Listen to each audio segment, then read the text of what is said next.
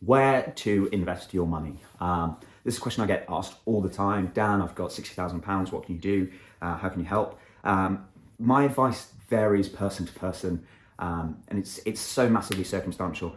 For people my age, mid late 20s, over the next 10 years, what do I think is the single thing that you could do to materially change your life? Financially, it would be to buy a three, maybe a 4-bed house if you can get there, with a partner or brother or a friend, let a couple of the rooms, and benefit from that 10-year capital appreciation wave, which I am so sure is coming.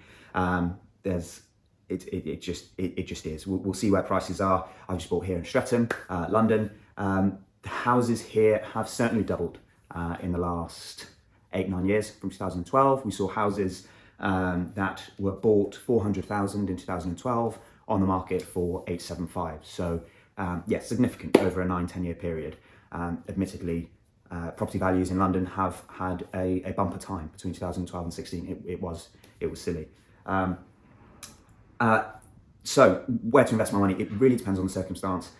If you are a young person, I think a house is your best investment. Let those rooms out whilst you're in university mode or house share mode and your lifestyle permits you to. You know, as soon as you're living with a partner or you get your own space, you're not going to want to go back to being a sharer. So if you are in that environment where you're used to sharing, continue sharing and just have that rental income help to assist the mortgage. If you're not a young person and you're very old, you're 70 years old, 80 years old, I think 60 years old, retired, I think the strategy is massively different. You probably don't want to be bringing in lodgers to help with income payments. You're probably, after that period of time, going to be unencumbered.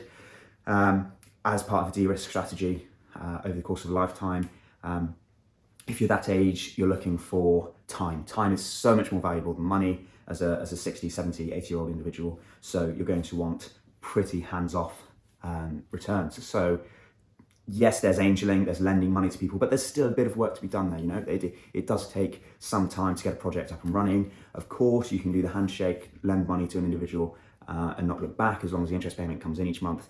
Happy days. I don't particularly recommend that, but hey, it's an option.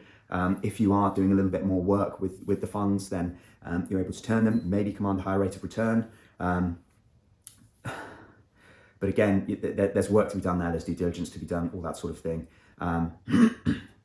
As an income play, you probably want pretty hands-off, regular payments. So yeah, lending to another investor could be a good option. The balance you've got to have is if you are going to be secured on a particular project, your money's going to go out for that project and then be repaid. Usually, in sort of like a bridge, you lend for the purchase. They do whatever works with the property.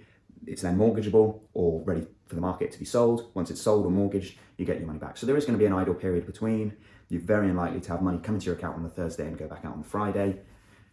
We manage that as best as we can, but the fact of the matter is there is usually an idle period and you can't escape that. So there needs to be a buffer there. In the background, what do I advocate for? We had a great talk on Monday night on the UK Property Network Live. Individual couple, they got started with 5 baby buy-to-lets, low value, 100k houses up in the northeast, and they're full all day long. And that's much like what we've done, Matt and I, in South Wales, and they just are a mainstay. They trickle in each month. It's not huge sums of money, you know. It's not a 6-bed HMO. It's not anything sexy at all, larger than that even. But it's reliable income, and if there's one void, it's not the end of the world, and they tend to go pretty quickly. The market is very, very hot right now. There's just not empty housing unless it is really absentee landlord, derelict sort of stuff. So as a young person, what am I doing over the next 10 years? I'm buying my house, I'm paying down my mortgage with lodgers, and hopefully, you know, we'd be looking to get a second or maybe a third over that period, just using the very straightforward PPR strategy.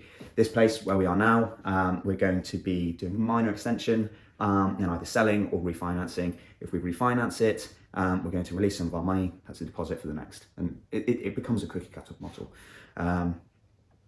As a maybe more elderly person, I'd be looking at reliable income. I don't want to be working hard for the money.